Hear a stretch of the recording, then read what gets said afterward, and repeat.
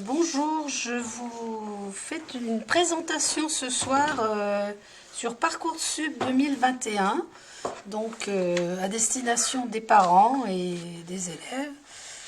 Donc je vais mettre le diaporama et puis je vais vous le commenter. Alors, le Parcoursup, donc il y a trois grandes étapes. Une étape jusqu'au 20 janvier, donc d'information en amont. Et du 20 janvier, la deuxième étape, donc du 20 janvier au 8 avril, avec une date importante qui est le 11 mars, puisque c'est la fin des vœux, la formulation des vœux par les élèves, et une phase où on renseigne les dossiers, on finalise les dossiers jusqu'au 8 avril. Et après, au troisième trimestre, du 27 mai au 16 juillet, les réponses sont envoyées pour les formations sur toutes les situations qui ont été, toutes les demandes. Alors, dans la phase de préparation, il est important de consulter Parcoursup. Vous avez des recherches qui sont possibles et donc qui, pour chaque formation, de façon détaillée, vous donne le programme de la formation, les enseignements, le profil des candidats par rapport au bac proposé, les taux d'accès, et puis un onglet sur les formations qui sont similaires, qui peuvent créer une alternative pour des formations. Et donc, je conseille vraiment aux élèves d'élargir et de faire le plus de vœux possible. Il est possible aussi de faire une recherche par mots-clés, CPGE, licence, et vous le voyez aussi de façon géographique sur les académies ou les communes, les départements en particulier. Pour le projet d'orientation, il est important que les élèves aient cherché les critères d'examen des vœux, les attendus, le taux d'accès, le nombre de places, le taux de réussite. Et donc ces données, elles sont essentielles pour vous aider, pour vous guider, pour établir vos projets, formuler des vœux. Bien entendu, les conseils au niveau de l'établissement peuvent être prodigués, les professeurs principaux, les professeurs et les personnels, en particulier la psychologue de l'éducation. Alors, 17 000 formations existent dans Parcoursup, donc c'est vraiment très très très large, à la fois les formations en apprentissage et les formations en établissement, à la fois les formations non sélectives comme les licences et les parcours des études de santé qu'on appelle PASS, et les formations sélectives qui, bien qu'elles vont demander d'autres éléments, puisqu'il y a une sélection, participent à Parcoursup, les classes prépa, les BTS, maintenant les bachelors universitaires de technologie qui remplacent les DUT, les formations en soins infirmiers, l'IFSI, les autres formations paramédicales, de travailleurs sociaux, les formations d'école d'ingénieurs, de commerce, de management, Sciences Po, et les formations en apprentissage, et sans oublier les métiers de la culture et du sport. Donc, nouvelles formations. Chaque année, il y a aussi d'autres formations qui, d'une année sur l'autre, rejoignent Parcoursup. C'est le cas des écoles vétérinaires françaises. Il y en a 4. Des BUT, donc des bachelors, donc, qui représentent 24 spécialités qui intègrent Parcoursup, les classes prépa, des nouvelles classes prépa comme mathématiques, physique, ingénierie, informatique, la MP2I et aussi la CPGE, ECG, économique et commerciale, voie générale, ainsi que les parcours préparatoires au professorat des écoles et des formations en apprentissage. Toutes ces informations peuvent être retrouvées sur terminal 2020-2021.fr et ainsi que sur parcoursup.fr. Donc n'hésitez pas, on est encore dans la phase où on se renseigne sur les formations et même si le serveur est ouvert, il est conseillé d'aller bien vérifier en amont. Alors sur le parcours les études de santé, depuis septembre 2020, il y a donc 2 parcours possibles. Le parcours d'accès spécifique à la santé qui s'appelle PASS et donc qui regroupe la majorité des enseignements du domaine de la santé et qui intègre aussi le choix d'un enseignement mineur dans un domaine scientifique ou dans un autre domaine. Et la licence d'accès à la santé, qui s'appelle LAS, et donc c'est une licence avec un domaine d'études dans une option santé qui peut être choisie. Donc ces parcours sont différents, il faut se renseigner en amont pour savoir celui qui correspond le plus à la demande de l'élève. Un focus maintenant sur les formations en apprentissage. Il y a plus de 5000 formations dans les BTS, les EUT ou les mentions complémentaires, donc que les élèves peuvent demander en plus des formations qui sont en établissement. Donc l'élève qui sera en apprentissage, il a à la fois un patron et il appartient à un établissement, donc c'est un CFA qui propose ces formations. Il doit signer un contrat d'apprentissage et l'élève est à la fois étudiant et salarié.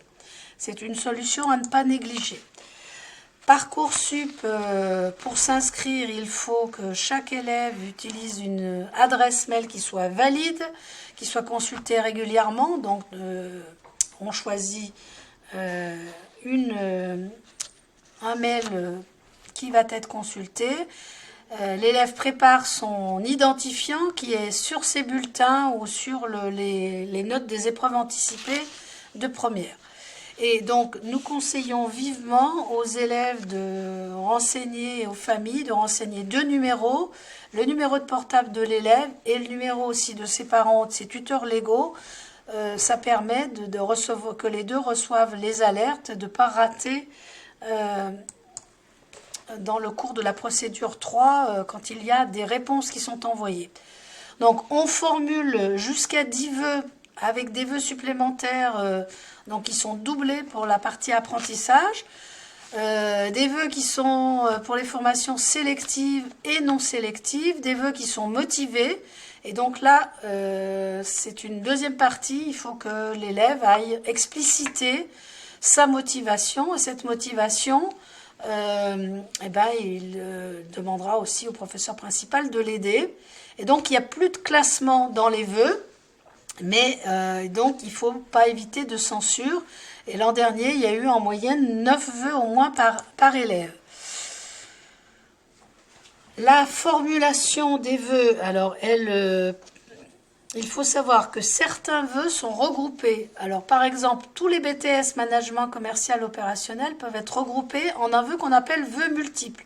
Et donc, au travers de ce vœu, après l'élève choisit des sous-vœux en choisissant les établissements qu'il va demander. Et donc, ça lui permet d'économiser des vœux et donc c'est compté de cette manière-là.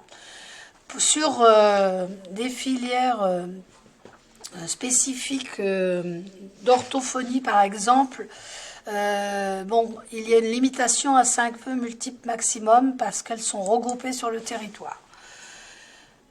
Les sous-vœux sont limités à 10,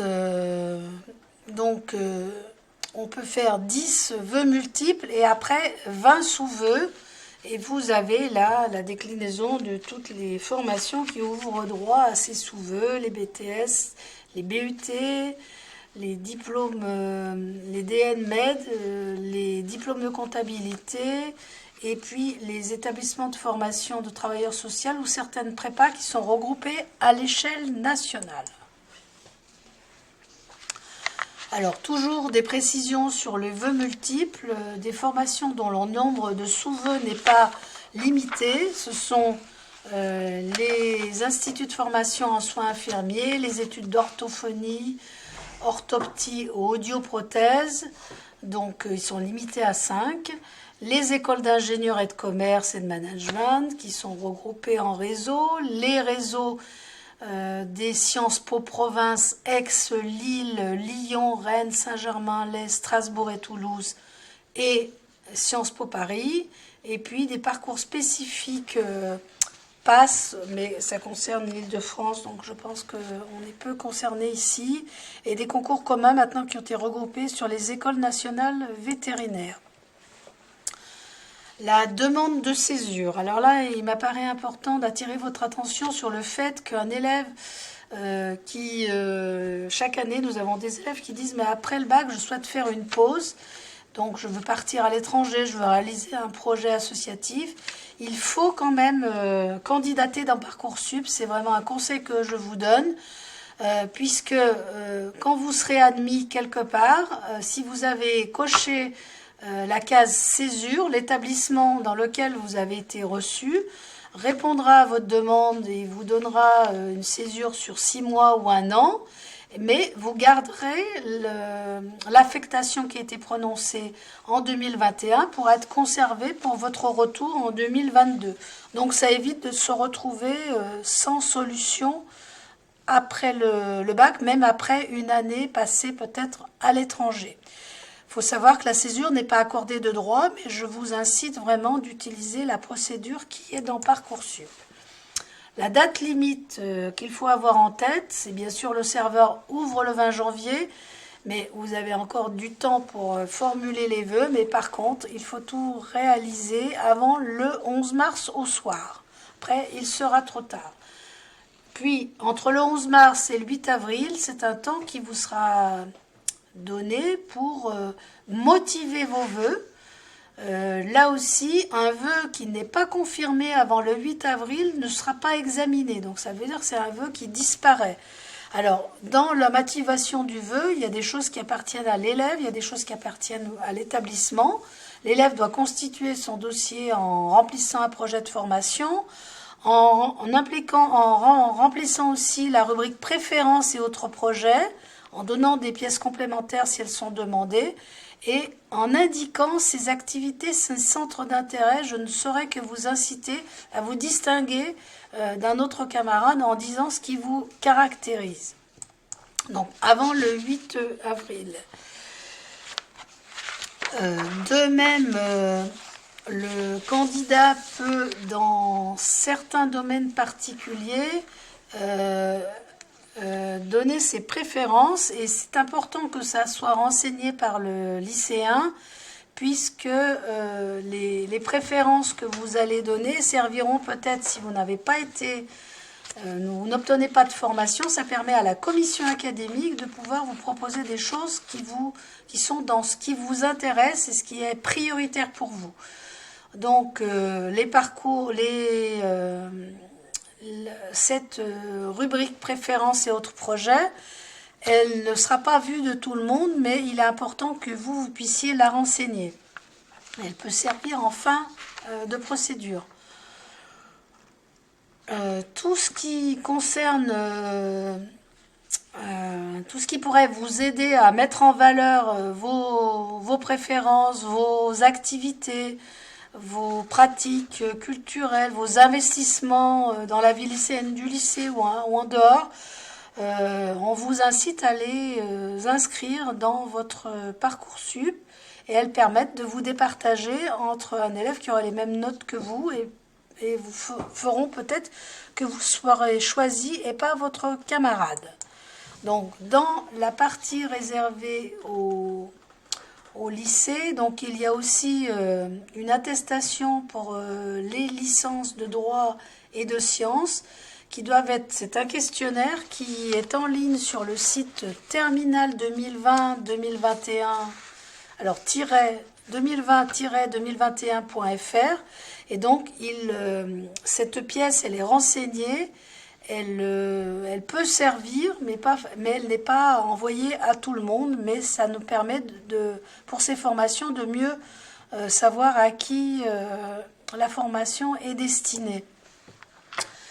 Alors, je voulais le dire peut-être un peu vite tout à l'heure, le lycée, au conseil de classe du second trimestre, va examiner les vœux avec bienveillance et confiance, va renseigner la fiche à venir de l'élève, donc il y a une partie qui est renseignée par l'élève, mais s'ajoutent les moyennes de la terminale, les appréciations, un positionnement dans la classe, une appréciation du professeur principal, des professeurs principaux sur les compétences transversales par rapport à chaque vœu, et puis l'avis de chef d'établissement qui est donné. Cette fiche à venir, elle est consultable par le lycéen à partir du 27 mai de l'année 2021.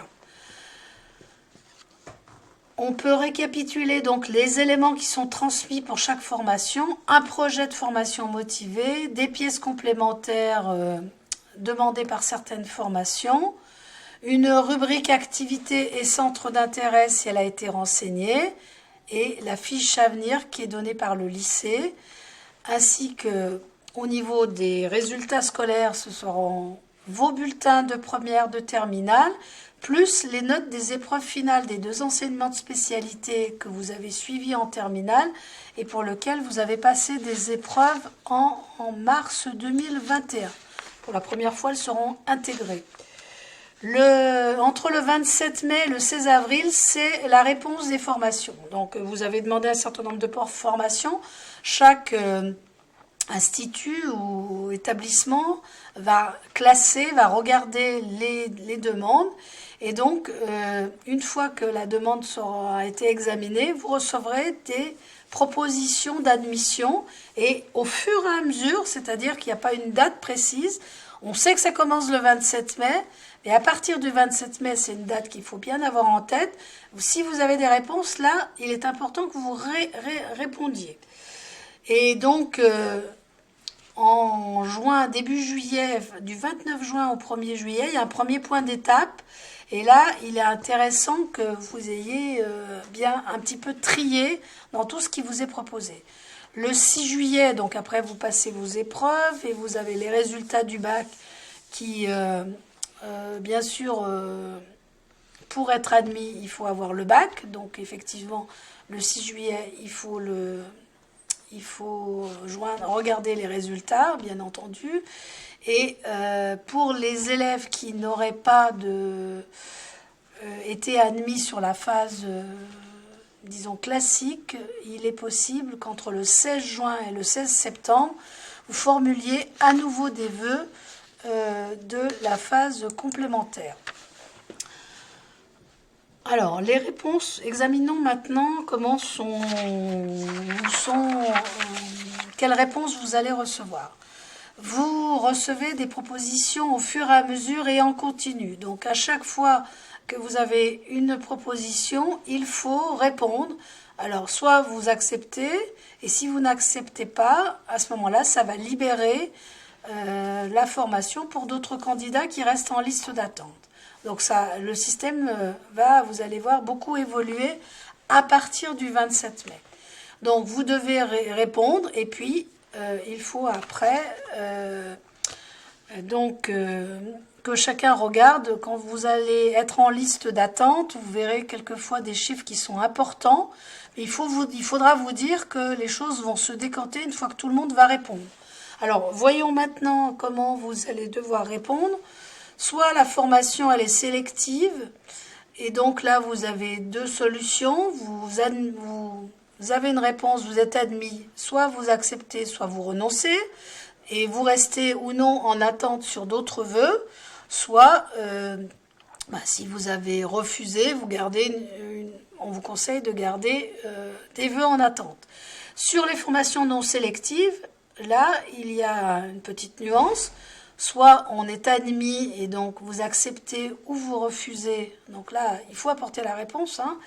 Et puis, vous avez une nuance par rapport à une réponse qui va s'appeler oui si.